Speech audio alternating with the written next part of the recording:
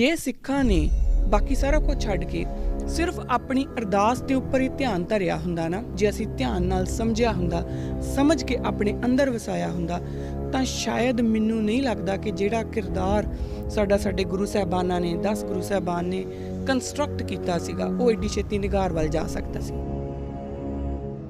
ਜਦੋਂ ਤੁਸੀਂ ਡਿਸਕਸ ਕਰੋਗੇ ਨਾ, ਉਹਦੇ ਵਿੱਚੋਂ ਕੋਈ ਨਾ ਕੋਈ ਜਵਾਬ ਨਿਕਲੂਗਾ, ਕੋਈ ਨਾ ਕੋਈ ਹੱਲ ਨਿਕਲੂਗਾ। ਜਦੋਂ ਅਸੀਂ ਈਗੋ ਦੇ ਵਿੱਚ ਆ ਕੇ ਇੱਕ ਦੂਜੇ ਉੱਤੇ ਦੂਸ਼ਣਬਾਜ਼ੀ ਕਰਦੇ ਹਾਂ, ਫਿਰ ਉਹਦੇ ਵਿੱਚੋਂ ਹੱਲ ਕਦੀ ਨਹੀਂ ਨਿਕਲਣਾ। ਜਿਹੜੀ ਭਗੌਤੀ ਹੈ ਉਹ ਮੱਤ ਦੀ ਗੱਲ ਆ, ਉਹ ਸਰੀਰ ਦੀ ਗੱਲ ਨਹੀਂ, ਉਹ ਦੁਰਗਾ ਦੀ ਗੱਲ ਨਹੀਂ, ਉਸ ਖੰਡੇ ਦੀ ਗੱਲ ਨਹੀਂ, ਉਹ ਤੁਹਾਡੀ ਮੱਤ ਦੀ ਗੱਲ ਹੈ। ਜਿਹੜੀ ਬੋਡੀ ਹੈ ਉਹ ਇੱਕ ਟਾਈਮ ਦੇ ਉੱਤੇ ਇੱਕ ਕੰਮ ਕਰ ਸਕਦੀ ਹੈ। ਕਈ ਲੋਕ ਬਹੁਤ ਮਲਟੀਟਾਸਕਿੰਗ ਕਰਦੇ ਆ, ਇੱਕ ਟਾਈਮ ਦੇ ਉੱਤੇ 2 ਕੰਮ ਕਰ ਲੈਂਦੇ, but not more than that. ਇਸ ਤੋਂ ਵੱਧ ਆਪਾਂ ਕਰ ਨਹੀਂ ਸਕਦੇ। ਮੱਤ ਜਿਹੜੀ ਹੈ ਉਹ ਹਮੇਸ਼ਾ ਕਈ ਕੰਮ ਕਰ ਸਕਦੀ ਹੈ। ਤੁਸੀਂ ਤੁਹਾਡੇ ਹੱਥਾਂ ਦੇ ਨਾਲ ਜਿਹੜੇ ਫਿਜ਼ੀਕਲ ਵਰਕ ਆ ਤੁਸੀਂ ਕਰ ਰਹੇ ਆ, ਪਰ ਤੁਹਾਡੀ ਮੱਤ, ਤੁਹਾਡੀ ਕੌਨਸ਼ੀਅਸਨੈਸ ਦੇ ਵਿੱਚ ਹਮੇਸ਼ਾ ਜਿਹੜਾ ਭਗਵੰਤ ਹੈ ਉਹ ਨਾਲ ਨਾਲ ਚੱਲ ਰਿਹਾ ਹੈ। ਉਹ ਭਗਵਤੀ ਭਗਵੰਤ ਨੂੰ ਪਾ ਜਾਂਦਾ ਹੈ।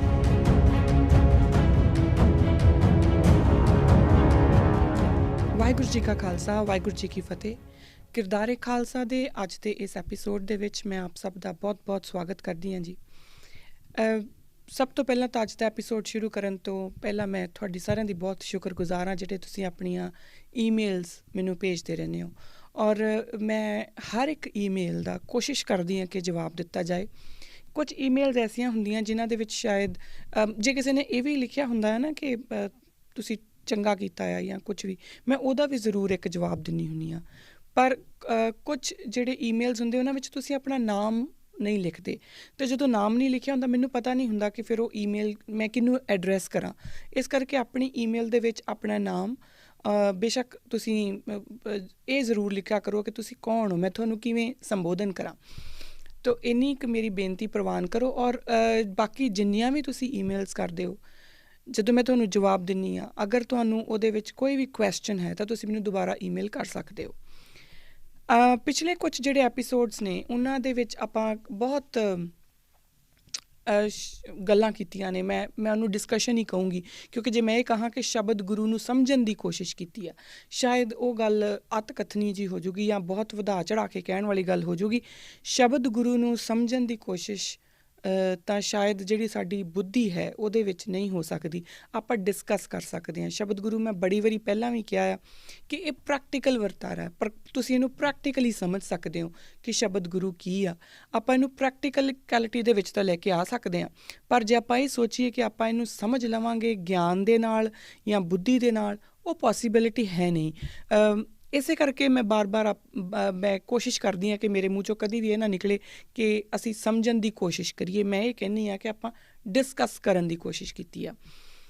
ਜਿੰਨਾ ਵੀ ਅਸੀਂ ਡਿਸਕਸ ਕੀਤਾ, ਮੈਂ ਅੱਜ ਹੀ ਸਵੇਰੇ ਸੋਚਦੀ ਸੀ ਕਿ ਕਿਆ ਮੈਂ ਸਾਰਾ ਕੁਝ ਬੋਲ ਦਿੱਤਾ ਜੋ ਮੈਨੂੰ ਲੱਗਦਾ ਸੀਗਾ ਕਿ ਬੋਲਿਆ ਜਾਣਾ ਚਾਹੀਦਾ। ਫਿਰ ਵੀ ਉਸ ਸ਼ਬਦ ਗੁਰੂ ਦਾ, ਕਿਉਂਕਿ ਉਹ ਇੰਨਾ ਵਿਰਾਟ ਕੌਨਸੈਪਟ ਹੈ ਕਿ ਉਹਨੂੰ ਅਗਰ ਮੈਂ ਪ੍ਰੋਪਰ ਜਿੰਨਾ ਵੀ, ਪਤਾ ਨਹੀਂ, ਮੈਨੂੰ ਇਹ ਵੀ ਕਹਿਣਾ ਥੋੜ੍ਹਾ ਜਿਹਾ ਹਿਚਕਿਚਾਹਟ ਵਾਲੀ ਗੱਲ ਹੀ ਲੱਗਦੀ ਆ ਕਿ ਸ਼ਾਇਦ ਮੈਂ ਸਾਰਾ ਕੁਝ ਬੋਲ ਦਿੱਤਾ। ਜਿੰਨਾ ਕੁ ਮੇਰੇ ਪੱਲੇ ਹੈ ਮੈਂ ਓਨਾ ਕੁ ਤੁਹਾਡੇ ਨਾਲ ਸ਼ੇਅਰ ਕਰਨ ਦੀ ਕੋਸ਼ਿਸ਼ ਕੀਤੀ ਆ। ਉਹ ਚਾਹੇ ਮੈਨੂੰ ਲੱਗਦਾ ਕਿ 1% ਜਾਂ ਉਹਦੇ ਤੋਂ ਵੀ ਘੱਟ ਹੋਊਗਾ, ਕਿਉਂਕਿ ਸ਼ਬਦ ਗੁਰੂ ਨੂੰ ਜੇ ਕੋਈ ਸਮਝਾ ਸਕਦਾ ਤਾਂ ਉਹ ਗੁਰੂ ਨਾਨਕ ਪਾਤਸ਼ਾਹ ਆਪ ਸਮਝਾ ਸਕਦੇ ਨੇ। ਬਾਕੀ ਤੁਸੀਂ, ਮੈਂ, ਅਸੀਂ ਆਪਸ ਦੇ ਵਿੱਚ ਡਿਸਕਸ਼ਨ ਕਰ ਸਕਦੇ ਹਾਂ ਗੁਰਬਾਣੀ ਦਾ ਓਟ ਆਸਰਾ ਲੈ ਕੇ, ਔਰ ਇਸ ਪਾਸੇ ਨੂੰ ਜਾ ਸਕਦੇ ਹਾਂ ਕਿ ਕਿਵੇਂ ਸ਼ਬਦ ਗੁਰੂ ਦੇ ਲੜ ਲੱਗਿਆ ਜਾਏ ਗੁਰਬਾਣੀ ਦੇ ਓਟ ਆਸਰੇ ਦੇ ਨਾਲ। ਇਸ ਕਰਕੇ ਜਿਹੜੀਆਂ ਪਿਛਲੀਆਂ ਕੁਝ ਐਪੀਸੋਡਸ ਨੇ ਸ਼ਬਦ ਗੁਰੂ ਦੇ ਉੱਤੇ ਜਿਹੜੇ ਬਣੇ ਨੇ ਉਹ ਥੋੜ੍ਹੇ ਲੰਬੇ ਹੋ ਗਏ। ਮੈਨੂੰ ਲੱਗਦਾ 3-4 ਐਪੀਸੋਡਸ ਆਪਾਂ ਸ਼ਬਦ ਗੁਰੂ ਦੇ ਉੱਤੇ ਹੀ ਕੀਤੇ ਨੇ। ਅਜੇ ਵੀ ਮੈਨੂੰ ਲੱਗਦਾ ਬਹੁਤ ਕੁਝ ਮਿਸਿੰਗ ਆ। ਪਰ ਮੈਂ ਅੱਜ ਜਦੋਂ ਸਵੇਰੇ ਇਹਦੇ ਵਾਸਤੇ, ਅੱਜ ਦੇ ਐਪੀਸੋਡ ਵਾਸਤੇ ਮੈਂ ਤਿਆਰੀ ਕਰ ਰਹੀ ਸੀਗੀ, ਮੈਨੂੰ ਲੱਗਾ ਕਿ ਮੈਨੂੰ ਸਭ ਤੋਂ ਪਹਿਲਾਂ ਇੱਕ, ਸਾਨੂੰ ਜਿੱਦਾਂ ਆਪਾਂ ਕਹਿੰਦੇ ਨਾ ਕਿ ਹੁੱਕ ਟੂ ਆਰ ਐਂਕਰ, ਉੱਥੋਂ ਤੱਕ ਆਪਾਂ ਦੁਬਾਰਾ ਜਾਣਾ ਪਊਗਾ ਕਿ ਅਸੀਂ ਇਹ ਗੱਲ ਸ਼ੁਰੂ ਕਦੋਂ ਕੀਤੀ ਸੀਗੀ, ਕਿਉਂ ਸ਼ੁਰੂ ਕੀਤੀ ਸੀ। ਇਸ ਕਰਕੇ ਉਹ ਜ਼ਰੂਰੀ ਆ। ਆਪਾਂ ਗੱਲ ਕਰ ਰਹੇ ਸੀਗੇ, ਸਾਨੂੰ ਉਹ ਥੋੜ੍ਹਾ ਜਿਹਾ ਰੀਕੈਪ ਦੇਣਾ ਮੈਂ ਚਾਹੂੰਗੀ ਤੁਹਾਨੂੰ। ਆਪਾਂ ਗੱਲ ਕਰ ਰਹੇ ਸੀਗੇ ਕਿ ਕਿਵੇਂ ਸਿੱਖਾਂ ਨੇ ਆਪਣੇ ਜਿਹੜੇ ਰੋਜ਼ਮਰਾ ਦੀਆਂ ਚੀਜ਼ਾਂ ਨੇ ਜਾਂ ਜਿਹੜੀਆਂ ਜੋ ਸਾਨੂੰ ਕਰਨਾ ਸੀ ਭਾਵ ਨਾਲ ਅਸੀਂ ਉਹਨਾਂ ਨੂੰ ਵਿੱਚੋਂ ਭਾਵ ਹੌਲੀ ਹੌਲੀ ਮਾਈਨਸ ਕਰਕੇ ਔਰ ਅਸੀਂ ਉਹਨਾਂ ਨੂੰ ਇੱਕ ਕਰਮ ਕਾਂਡ ਦੀ ਹੀ ਕੰਟੀਨਿਊਟੀ ਦੇ ਵਿੱਚ ਲੈ ਆਏ। ਜਿਸ ਤਰੀਕੇ ਨਾਲ ਬੇਸ਼ੱਕ ਉਹ ਸਾਡੀਆਂ ਸੁਖਮਨੀ ਸਾਹਿਬ ਦੀਆਂ ਸੁਸਾਇਟੀਜ਼ ਬਣ ਗਈਆਂ, ਜਾਂ ਅਸੀਂ ਅਖੰਡ ਪਾਠ ਜਿਹੜੇ UK ਤੋਂ ਅਸੀਂ ਉੱਥੇ ਪੈਸੇ ਭੇਜ ਦਿੰਦੇ ਹਾਂ ਕਿ ਸਾਡਾ ਅਖੰਡ ਪਾਠ ਕਰ ਦਿਓ ਜੀ, ਅਤੇ ਫਿਰ ਹੁਕਮਨਾਮਾ ਵੀ ਅੱਜ ਕੱਲ੍ਹ ਡਿਜੀਟਲ ਹੋ ਗਿਆ, ਉਹ ਵੀ ਸਾਡੇ ਕੋਲ ਪਰਸਨਲ ਹੁਕਮਨਾਮਾ ਵੀ ਆ ਜਾਂਦਾ। ਉਹ ਸਾਰਾ ਕੁਝ ਅਸੀਂ ਕਰਮਕਾਂਡ ਦੇ ਅੰਡਰ ਲੈ ਕੇ ਆ ਗਏ ਹਾਂ। ਬੇਸ਼ੱਕ ਉਹਦੇ ਵਿੱਚ ਅਸੀਂ ਕਹੀਏ ਕਿ ਨਹੀਂ ਸਾਡੀ ਸ਼ਰਧਾ ਆ, ਪਰ ਤੁਹਾਡੀ ਸ਼ਰਧਾ ਸਿਰਫ ਇਹਦੇ 'ਚ ਨਹੀਂ ਸੀ ਹੋਣੀ ਕਿ ਤੁਸੀਂ ਕਿਸੇ ਨੂੰ ਕਹਿ ਦਿਓ ਕਿ ਤੂੰ ਮੇਰੇ ਲਈ ਅਖੰਡ ਪਾਠ ਕਰ ਦੇ।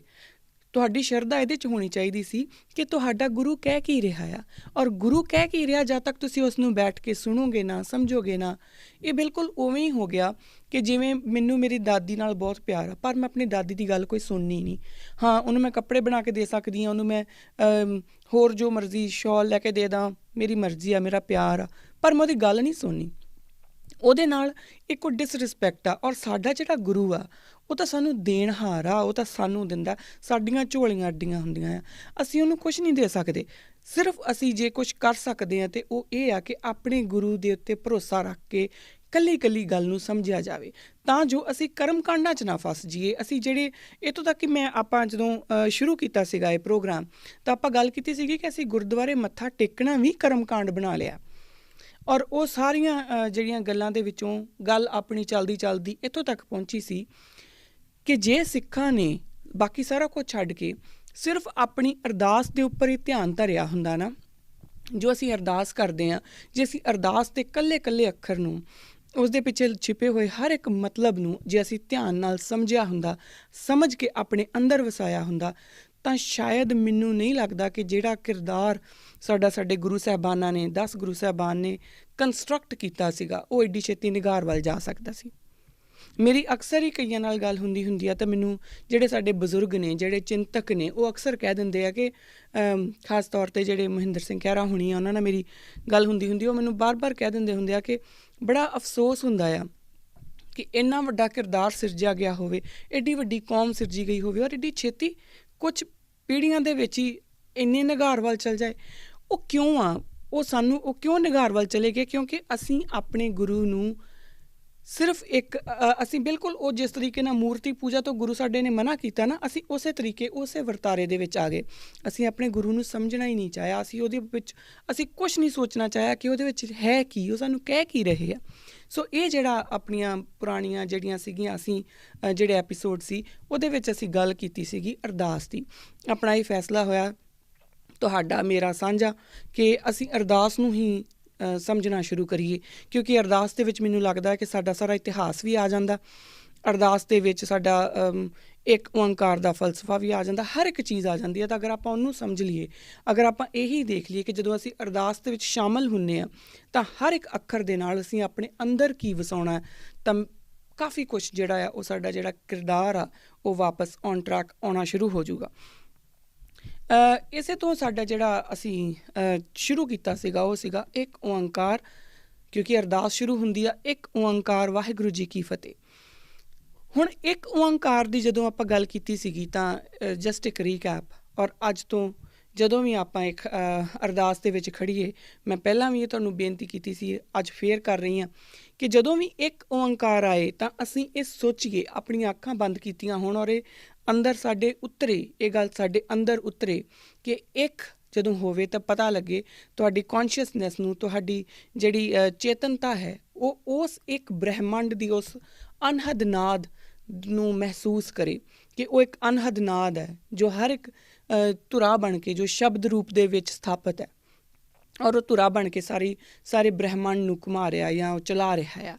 ਉਸ ਏਕੇ ਜਿਹਦੀ ਆਪਾਂ ਏਕੇ ਦੀ ਗੱਲ ਕੀਤੀ ਸੀਗੀ, ਜਿਸ ਨੂੰ ਬਾਅਦ ਵਿੱਚ ਆਪਾਂ ਉਹਨੂੰ ਕਿਸ ਤਰ੍ਹਾਂ ਪਤਾ ਲੱਗਾ ਕਿ ਉਸ ਏਕੇ ਦਾ ਫਿਰ ਪਸਾਰਾ ਹੁੰਦਾ ਆ, ਔਰ ਉਸ ਪਸਾਰੇ ਤੋਂ ਓਂਕਾਰ ਦਾ ਜਿਹੜਾ ਉਹ ਪਸਾਰਾ ਬਣ ਜਾਂਦਾ, ਉਹ ਪੂਰੀ ਸ੍ਰਿਸ਼ਟੀ ਦੀ ਰਚਨਾ ਹੋ ਜਾਂਦੀ ਹੈ।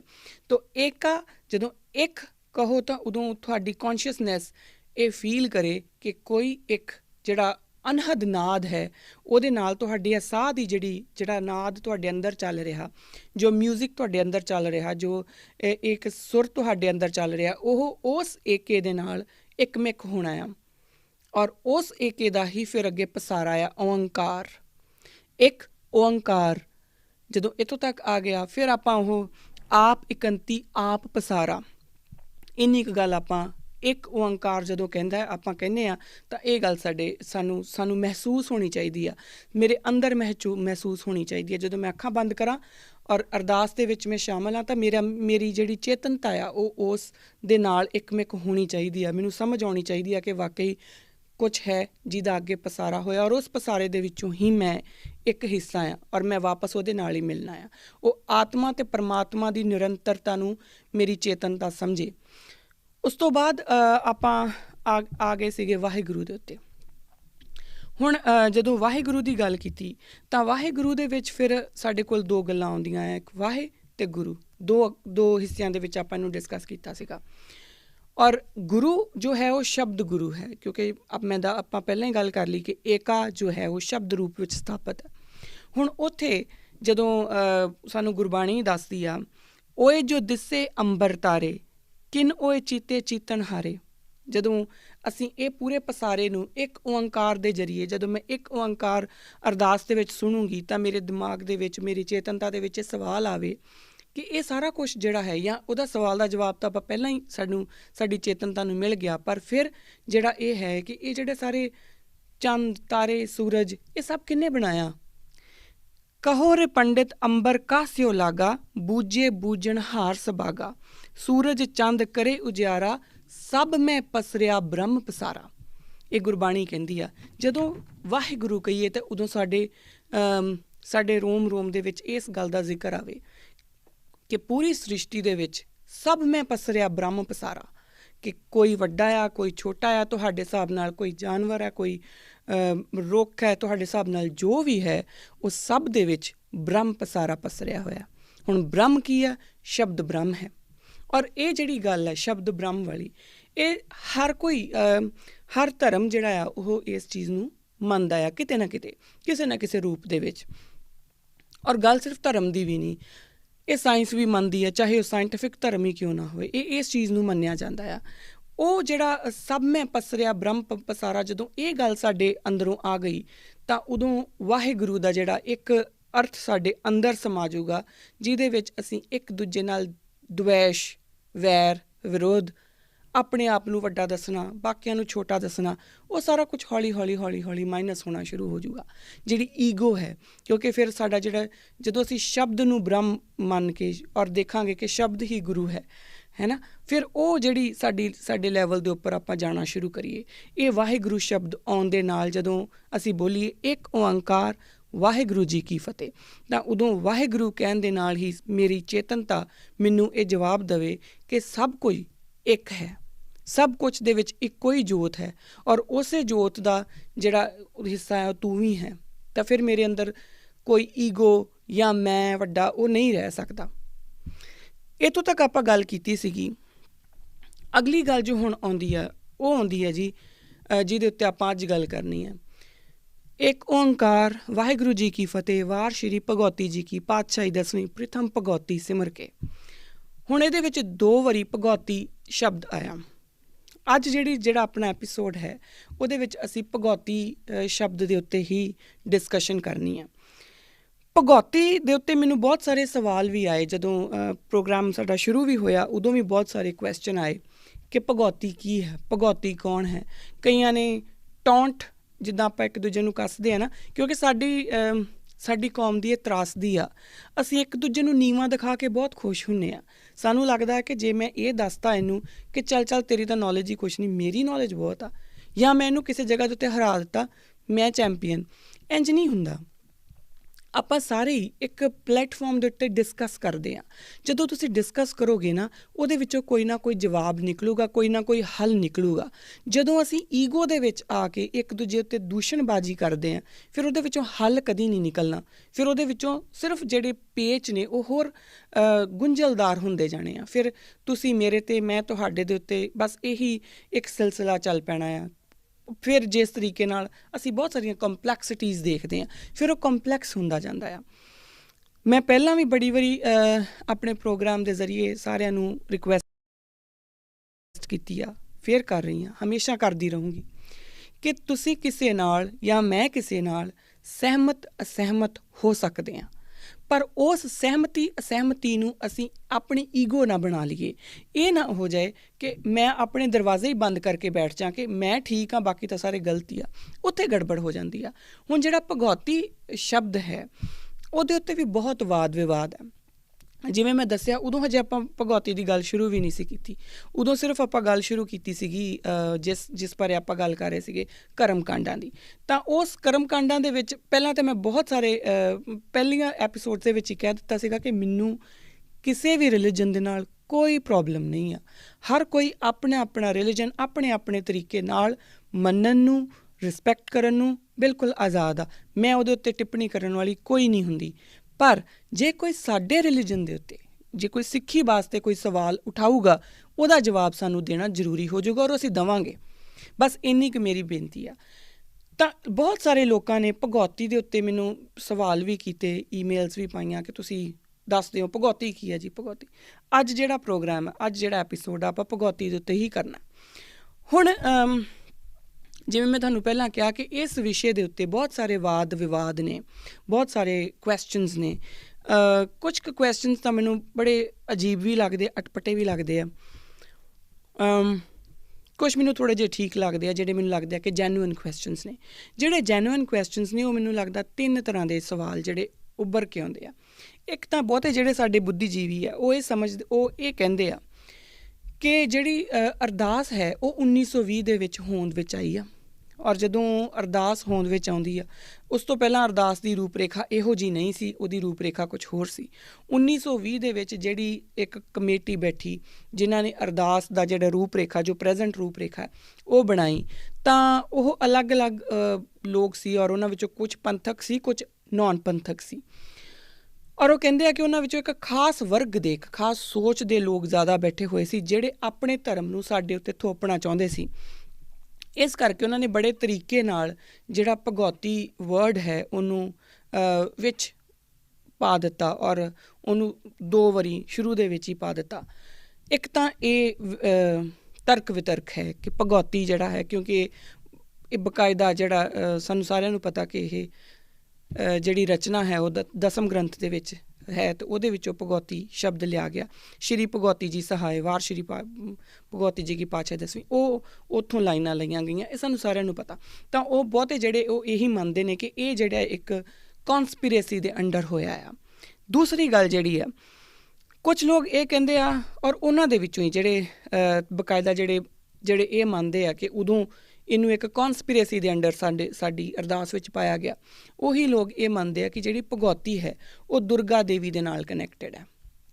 ਉਹ ਦੁਰਗਾ ਦੇਵੀ ਨੂੰ ਜਿਹੜੀ ਹਿੰਦੂਆਂ ਦੀ ਜੋ ਦੇਵੀ ਹੈ ਦੁਰਗਾ, ਉਹਦਾ ਸਿਨੋਨਿਮ ਹੈ। ਔਰ ਤੀਸਰੀ ਜਿਹੜੀ ਗੱਲ ਹੈ ਉਹ ਇਹ ਕਹਿੰਦੀ ਹੈ ਕਿ ਜਿਹੜੀ ਭਗੌਤੀ ਹੈ ਉਹ ਸੌਡ ਜਿਹੜੀ ਤਲਵਾਰ ਹੈ ਜਾਂ ਕਿਰਪਾਨ, ਜਿਹੜੀ 2 ਧਾਰੀ ਤਲਵਾਰ ਹੈ, ਉਹਨੂੰ ਰਿਲੇਟ ਕਰਦੀ ਆ। ਫਿਰ ਉਹ ਕਹਿੰਦੇ ਆ ਕਿ ਅਗਰ ਇਹ ਗੱਲ ਸੱਚ ਹੈ, ਉਹਨੂੰ ਰਿਲੇਟ ਕਰਦੀ ਆ, ਤਾਂ ਫਿਰ ਕਿਆ ਸਾਨੂੰ ਅਰਦਾਸ ਦੇ ਵਿੱਚ ਗੁਰੂ ਨਾਨਕ ਪਾਤਸ਼ਾਹ ਤੋਂ ਪਹਿਲਾਂ ਪ੍ਰਥਮ ਭਗੌਤੀ ਸਿਮਰ ਕੇ ਸਾਨੂੰ ਪਹਿਲਾਂ ਭਗੌਤੀ ਨੂੰ ਸਿਮਰਨਾ ਚਾਹੀਦਾ ਹੈ? ਇਹ ਸਵਾਲ ਹੈ। ਹੁਣ ਇਹ ਗੱਲ ਜਿਹੜੀ ਹੈ ਇਹ ਇੱਕ ਕੰਟਰੋਵਰਸੀ ਆ, ਇਹ ਵਾਦ ਵਿਵਾਦ ਆ।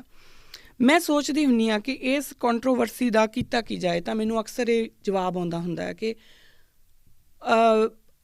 ਨਾ ਤੁਹਾਨੂੰ ਨਾ ਮੈਨੂੰ, ਸਾਨੂੰ ਇਹ ਨਹੀਂ ਪਤਾ ਕਿ 1920 ਵਿੱਚ ਕੀ ਹੋਇਆ, ਕਿੱਦਾਂ ਹੋਇਆ। ਜੋ ਸਾਡੇ ਕੋਲ ਹੈ ਉਹ ਹਿਸਟੋਰੀਕਲ ਸੋਰਸਿਸ ਦੇ ਥਰੂ ਹੈ। ਆਪਾਂ ਕਰ ਕੀ ਸਕਦੇ ਹਾਂ?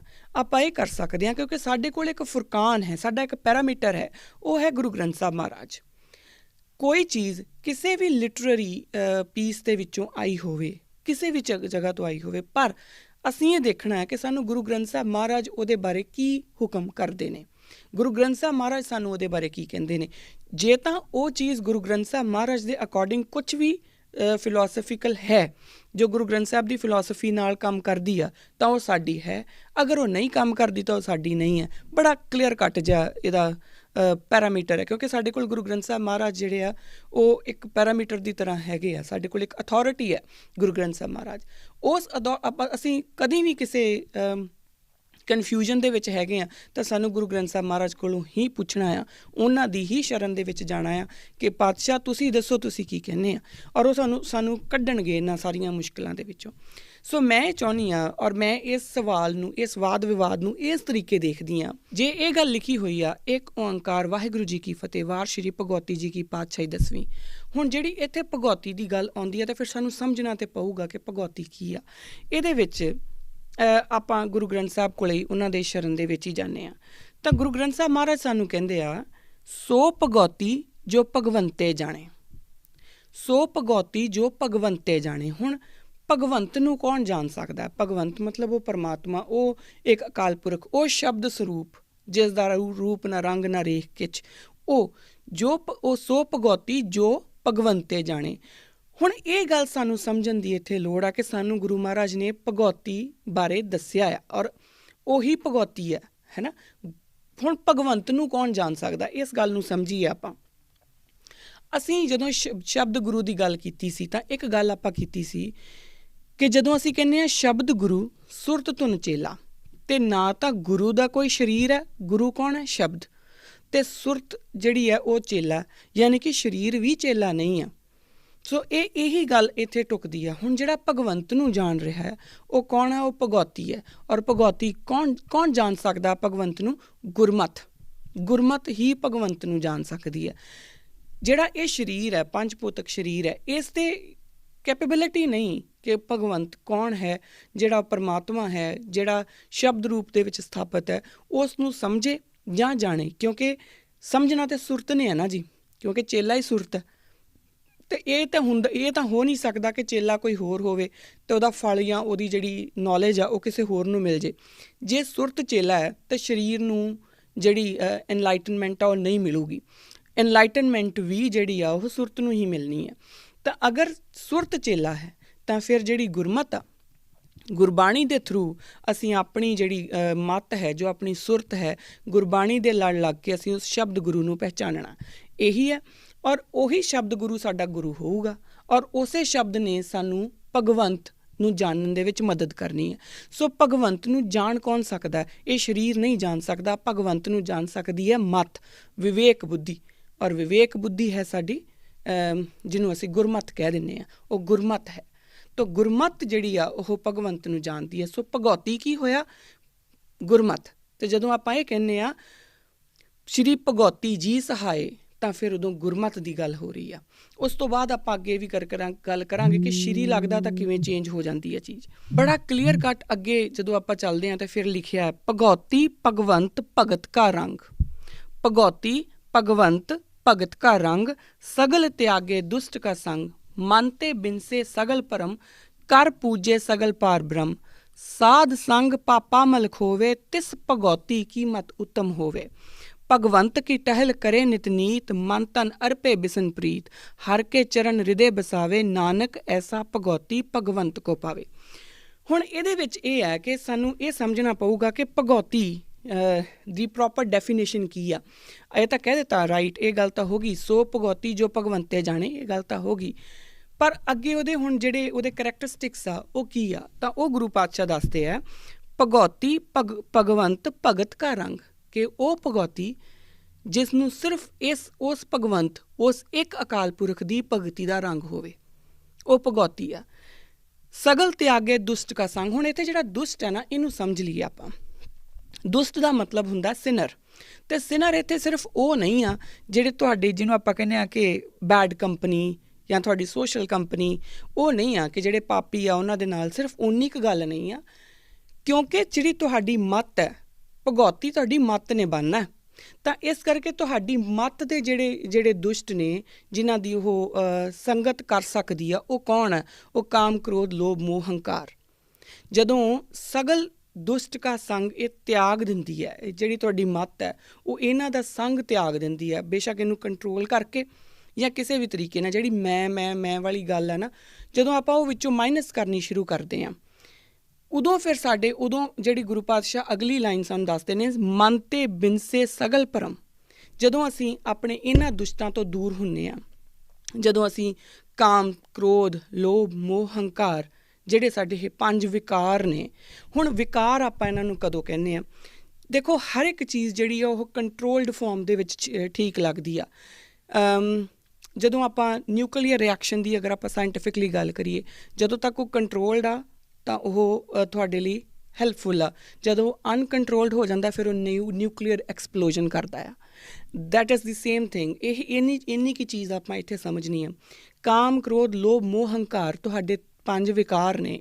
ਆਪਣੇ ਹਰ ਕਿਸੇ ਦੇ ਨਾਲ ਉਹ ਹੈਗੇ ਆ। ਕਿਤੇ ਨਾ ਕਿਤੇ ਉਹ ਜੀਵਨ ਜਿਹੜਾ ਆਪਾਂ ਚਲਾਉਣ ਲਈ ਉਹ ਥੋੜ੍ਹੇ ਬਹੁਤ ਜ਼ਰੂਰੀ ਵੀ ਹੈ, ਪਰ ਉਹ ਸਾਡੀ ਕੰਟਰੋਲ 'ਚ ਹੋਣੇ ਚਾਹੀਦੇ ਆ। ਤਾਂ ਹੀ ਤਾਂ ਗੁਰੂ ਪਾਤਸ਼ਾਹ ਕਹਿੰਦੇ ਜੇ ਨਾ, ਮਨ ਜੀਤੇ ਜਗ ਜੀਤ। ਇਹੀ ਗੱਲ ਹੈ ਨਾ, ਜਦੋਂ ਆਪਾਂ ਕਹਿੰਦੇ ਸਗਲ ਤਿਆਗੇ ਦੁਸ਼ਟ ਕਾ ਸੰਗ, ਭਗੌਤੀ ਭਗਵੰਤ ਭਗਤ ਕਾ ਰੰਗ, ਸਗਲ ਤਿਆਗੇ ਦੁਸ਼ਟ ਕਾ ਸੰਗ, ਕਿ ਉਹ ਭਗੌਤੀ ਜੋ ਸਿਰਫ ਇੱਕੋ ਹੀ ਪਰਮਾਤਮਾ ਦੀ ਭਗਤੀ ਦੇ ਰੰਗ ਵਿੱਚ ਰੰਗਿਆ ਹੋਇਆ, ਔਰ ਉਸ ਨੇ ਇਹਨਾਂ ਸਾਰੇ ਜਿਹੜੇ, ਕਿਉਂਕਿ ਮੱਤ ਹੈ, ਮੈਂ ਬਾਰ-ਬਾਰ ਕਹਿ ਰਹੀ ਹਾਂ ਕਿ ਭਗੌਤੀ ਮੱਤ ਦੀ ਗੱਲ ਕਰ ਰਿਹਾ, ਕਿਉਂਕਿ ਜਿਹੜੀ ਚੇਲਾ ਹੀ ਜਦੋਂ ਸੁਰਤ ਹੋਈ ਤਾਂ ਫਿਰ ਸਰੀਰ ਭਗੌਤੀ ਨਹੀਂ ਹੋ ਸਕਦਾ, ਫਿਰ ਮੱਤ ਭਗੌਤੀ ਹੋਊਗੀ। ਔਰ ਉਸ ਮੱਤ ਨੇ ਜਿਹੜੇ ਤੁਹਾਡੇ ਆਸ-ਪਾਸ ਜਿਹੜੇ ਦੁਸ਼ਟ ਨੇ, ਜਿਹੜੇ ਉਹਨੂੰ ਪਾਪ ਵਾਸਤੇ ਮਜਬੂਰ ਕਰਦੇ ਆ, ਉਹਨਾਂ ਦੇ ਵਿੱਚੋਂ ਹੌਲੀ-ਹੌਲੀ ਆਪਣੇ ਆਪ ਨੂੰ ਦੂਰ ਕਰਨਾ। ਮਨ ਤੇ ਬਿਨਸੇ ਸਗਲ ਭਰਮ। ਹੁਣ ਜਦੋਂ ਤੁਹਾਡੀ ਮੱਤ ਨੂੰ ਇਹ ਪਤਾ ਲੱਗ ਗਿਆ ਕਿ ਮੈਂ ਇਸ ਬਹੁਤ ਵੱਡੇ ਵਰਤਾਰੇ ਦਾ ਇੱਕ ਛੋਟਾ ਜਿਹਾ ਪਹਿਲੂ ਹਾਂ, ਪਰ ਮੇਰੇ ਵਿੱਚ ਇੰਨੀ ਵੀ ਕਾਬਲੀਅਤ ਹੈਗੀ ਆ ਕਿ ਮੈਂ ਸ਼ਬਦ ਗੁਰੂ ਦੇ ਲੜ ਲੱਗ ਕੇ ਉਸ ਜਿਹੜਾ ਅਨਹਦ ਨਾਦ ਆ ਉਹਦੇ ਨਾਲ ਇੱਕਮਿਕ ਵੀ ਹੋ ਸਕਦਾ, ਤਾਂ ਉਦੋਂ ਉਹ ਗੱਲ ਕੀ ਬਣ ਜਾਂਦੀ ਆ ਕਿ ਉਦੋਂ ਫਿਰ ਤੁਹਾਡੇ ਅੰਦਰੋਂ ਜਿਹੜੇ ਭਰਮ ਨੇ ਉਹ ਦੂਰ ਹੋਣੇ ਸ਼ੁਰੂ ਹੋ ਜਾਂਦੇ ਆ। ਫਿਰ ਤੁਸੀਂ ਉਸ ਪਰਮ ਪ੍ਰਾਪਤੀ ਵੱਲ ਵਧਣਾ ਸ਼ੁਰੂ ਕਰਦੇ ਆ। ਫਿਰ ਤੁਹਾਡਾ ਇੱਕ ਜਿਹੜੀ ਇੱਕ ਅਲੌਕਿਕ ਕਿਰਦਾਰ ਆ ਉਹ ਨਿਕਲਦਾ, ਕਿਉਂਕਿ ਤੁਹਾਡੇ ਅੰਦਰੋਂ ਮੈਂ ਮੁੱਕ ਜਾਂਦੀ ਆ। ਜਿਹੜੀ ਮੈਂ ਸਭ ਤੋਂ ਵੱਡਾ ਮੈਂ ਕੀਤਾ। ਅੱਜ ਜੇ ਆਪਾਂ ਸਾਰੇ ਪਾਸੇ ਵੇਖੀਏ, ਜਿਹਨੂੰ ਅਸੀਂ ਕਹਿੰਦੇ ਹਾਂ ਕਿ ਇਹ ਪਾਪੀ ਬੰਦਾ, ਧਿਆਨ ਨਾਲ ਅਗਰ ਆਪਾਂ ਉਸ ਦੇ ਕਰੈਕਟਰ ਨੂੰ ਐਨਾਲਾਈਜ਼ ਕਰੀਏ ਕਿ ਉਹ ਪਾਪੀ ਕਿਉਂ ਆ, ਉਹ ਕਿਉਂ ਪਾਪੀ ਆ, ਕਿਉਂਕਿ ਉਹਨੂੰ ਇਹ ਲੱਗਦਾ ਕਿ ਮੈਂ ਸਭ ਤੋਂ ਵੱਡਾ, ਮੇਰੀ ਈਗੋ ਸਭ ਤੋਂ ਵੱਡੀ। ਅੱਜ ਜਿਹੜਾ ਆਪਣਾ ਉੱਥੇ ਫਾਰਮਰ ਪ੍ਰੋਟੈਸਟ ਚੱਲ ਰਿਹਾ, ਜੇ ਆਪਾਂ ਧਿਆਨ ਨਾਲ ਦੇਖੀਏ ਉਹਨੂੰ ਤਾਂ ਗੱਲ ਤਾਂ ਕੋਈ ਵੀ ਨਹੀਂ, ਇੱਥੋਂ ਤੱਕ ਵੀ ਉਹ ਆ ਗਏ ਕਿ 1.5 ਸਾਲ ਜਿਹੜਾ ਹੈਗਾ ਉਹਨੂੰ ਟਾਲ ਦਈਏ, ਪਰ ਖ਼ਤਮ ਨਹੀਂ ਅਸੀਂ ਕਰ ਸਕਦੇ। ਤੁਸੀਂ ਸਾਨੂੰ ਹੋਰ ਜੋ ਮਰਜ਼ੀ ਮੰਗ ਲਓ। ਉਹ ਕੀ ਆ? ਉਹ ਈਗੋ ਆ। ਅੱਜ ਅਸੀਂ ਇਹ ਸਾਰੇ ਕਹਿ ਰਹੇ ਹਾਂ ਕਿ ਉਹ ਬਹੁਤ ਪਾਪੀ ਹਕੂਮਤ ਆ। ਉਹ ਕਿਉਂ ਆ? ਕਿਉਂਕਿ ਉਹਨਾਂ ਦੀ ਈਗੋ ਖੜੀ ਆ। ਜੇ ਉਹਨਾਂ ਦੇ ਵਿੱਚ ਈਗੋ ਨਾ ਹੋਵੇ ਤਾਂ ਉਹ ਸੋਚਣ ਕਿ ਇੰਨੇ ਲੋਕ ਖੱਜਲ ਹੋ ਰਹੇ ਆ, ਅਸੀਂ ਗਲਤ ਕੰਮ ਕੀਤਾ ਆ, ਸਾਡੇ ਕੋਲੋਂ ਗਲਤੀ ਹੋ ਗਈ ਆ, ਮੰਨ ਲੈਣ ਦੇ ਵਿੱਚ ਕੀ ਪ੍ਰੋਬਲਮ ਆ, ਪਰ ਨਹੀਂ ਮੰਨ ਸਕਦੇ, ਕਿਉਂਕਿ ਉਹ ਜਿਹੜੀ ਈਗੋ ਹੈ ਨਾ, ਉਹ ਕਿਤੇ ਨਾ ਕਿਤੇ ਉਹਨਾਂ ਨੂੰ ਖਰਾਬ ਕਰਦੀ ਆ, ਉਹ ਈਗੋ ਵਿੱਚ ਲੱਗਦੀ ਆ। ਇਸੇ ਕਰਕੇ ਉਹ ਭਗੌਤੀ ਨਹੀਂ ਹੋ ਸਕਦੇ। ਸਾਨੂੰ ਇਹ ਜਿਹੜੀਆਂ ਲਾਈਨਸ ਨੇ, ਇਹਨਾਂ ਨੂੰ ਸਾਨੂੰ ਬਿਲਕੁਲ ਤੋੜ ਕੇ ਸਮਝਣਾ ਪੈਣਾ ਆ, ਸਾਨੂੰ ਡਿਸਕਸ ਕਰਨਾ ਪੈਣਾ ਆ।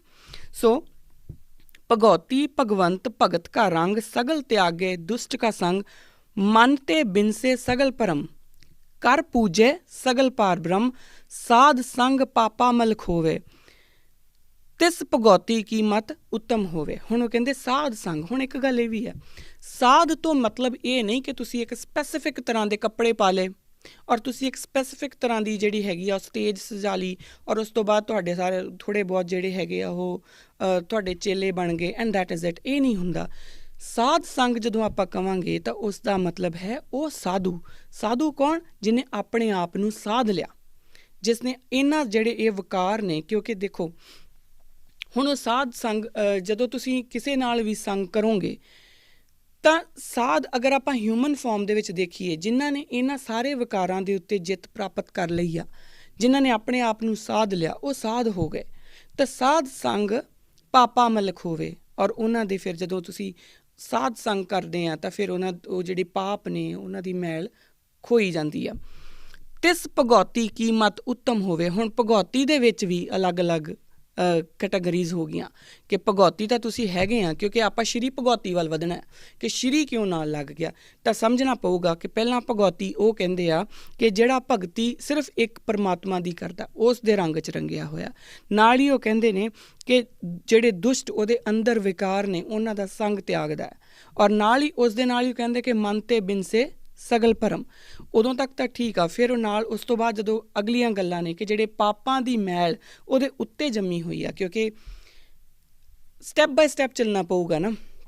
ਮੇਰੇ ਜਦੋਂ ਈਗੋ ਮੇਰੇ ਅੰਦਰੋਂ ਨਿਕਲੀ ਤਾਂ ਅਗਲਾ ਸਟੈਪ ਮੇਰਾ ਕੀ ਹੋਣਾ ਚਾਹੀਦਾ ਕਿ ਜੋ ਮੈਂ ਆਲਰੇਡੀ ਪਾਪ ਕਰਕੇ ਆਪਣੇ ਮਨ ਦੇ ਉੱਤੇ ਮੈਲ ਜਮ੍ਹਾਂ ਕਰ ਲਈ ਆ, ਚਾਹੇ ਉਹ ਪਾਪ ਦੀ ਹੋਵੇ, ਚਾਹੇ ਉਹ ਕਿਸੇ ਨਾਲ ਨਫ਼ਰਤ ਦੀ ਹੋਵੇ, ਚਾਹੇ ਉਹ ਵੈਰ ਦੀ ਹੋਵੇ, ਚਾਹੇ ਜਿਸ ਤਰ੍ਹਾਂ ਦੀ ਵੀ ਪਾਪਾਂ ਦੀ ਮੈਲ ਮੈਂ ਆਪਣੇ ਉੱਤੇ ਜਮ੍ਹਾਂ ਕਰ ਲਈ ਆ, ਫਿਰ ਉਹਨਾਂ ਤੋਂ ਵੀ ਤਾਂ ਮੈਨੂੰ ਨਿਜਾਤ ਪਾਉਣੀ ਪੈਣੀ ਹੈ ਨਾ।